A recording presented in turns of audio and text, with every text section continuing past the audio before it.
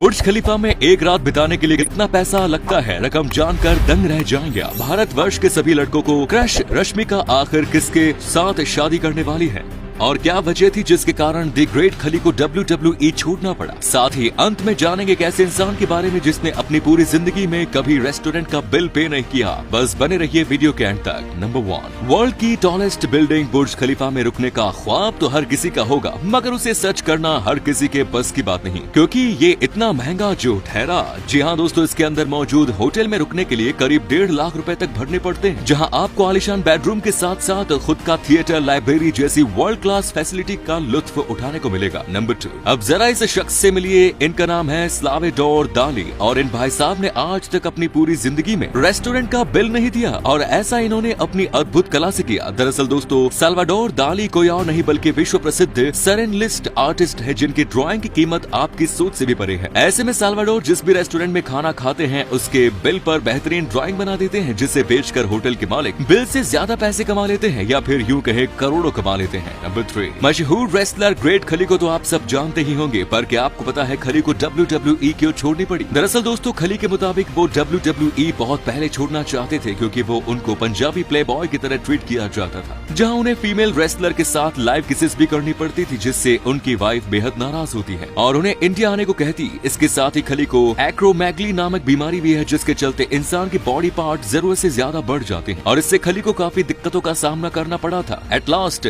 खली ने अपने आखिरी कॉन्ट्रैक्ट को खत्म करके WWE को हमेशा के लिए अलविदा कह दिया। नंबर 4, भारत की शान कहे जाने वाले संसद भवन को तो हर किसी ने कभी न कभी देखा होगा, लेकिन क्या आपने कभी यहाँ लगे उल्टे पंखों पर गौर किया है? अगर नहीं तो जरा एक बार और देख लीजिए। दोस्तों, भारतीय संसद भवन का निर्माण आज से लगभग 100 साल पहले हुआ था, जिसके सेंट्रल हॉल को बेहद ऊंचा बनाया गया और फिर जब वहाँ पंखे लगाने की बारी आई तो ऊंची छत होने के कारण सीलिंग फैन लगाना नामुमकिन था और इसे डंडे से भी नहीं लगाया जा सकता था। और फिर एक तरकीब लगाकर यहाँ के हॉल में रॉड लगाकर उन पर उल्टे पंखे लगा दिए गए ताकि यहाँ के कोने कोने तक हवा पहुँच सके।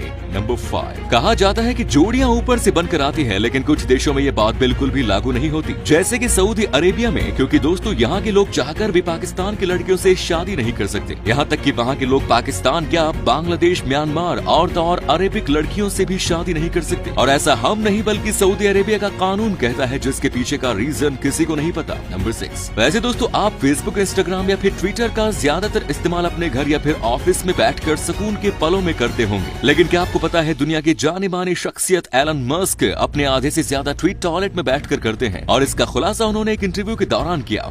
क्या पता इतने बिजी होने के चलते शायद उन्हें मोबाइल यूज करने का वक्त टॉयलेट में ही मिलता हो, या फिर कुछ लोगों को इस तरह की कोई लत। वैसे आपको क्या लगता है? कमेंट्स में जरूर बताएं। नंबर 7, दोस्तों सिनेमा जगत में रिश्तों का टूटना और मिलना बेहद आम बात है और ऐसा कुछ साउथ की मशहूर एक्ट्रेस रश्मिका मंदाना के साथ देखने को मिला, जिन्होंने 2016 में कन्नड़ स्टार रक्षित शेट्टी से एंगेजमेंट की थी, मगर अफसोसन कुछ निजी मतभेदों के कारण ये जोड़ा बिना शादी के ही 1 साल के अंदर 2017 में अलग हो गया। फिलहाल ये दोनों जोड़ी अपनी अपनी जिंदगी में काफी खुश और सक्सेसफुल भी हैं, जो इनके फैंस के लिए अच्छी खबर है। नंबर 8, दोस्तों जहां दुनिया भर के देशों में कुछ इस तरीके के 2 रेलवे ट्रैक का इस्तेमाल किया जाता है, वहीं आपको जानकर हैरानी होगी कि बांग्लादेश इकलौता ऐसा देश है जहां ट्रेनें 3 रेलवे ट्रैक पर चलती है। और ऐसा इसलिए है क्योंकि दोस्तों कुछ दशक पहले मीटर गेज ट्रेन चला करती थी, लेकिन मॉडर्नाइजेशन के चलते ट्रेन में भी बदलाव हुआ और सभी देशों ने अपनी रेलवे ट्रैक को और ट्रेन दोनों बदल डाले। मगर एक गरीब देश होने के नाते बांग्लादेश के पास इतना पैसा नहीं था, जिसके चलते उसने पुरानी ट्रेन को बदलने की जगह पुराने ट्रैक के बगल में एक और ट्रैक जोड़ दिया ताकि पुरानी ट्रेनों के साथ साथ नई ट्रेनें भी चल सके।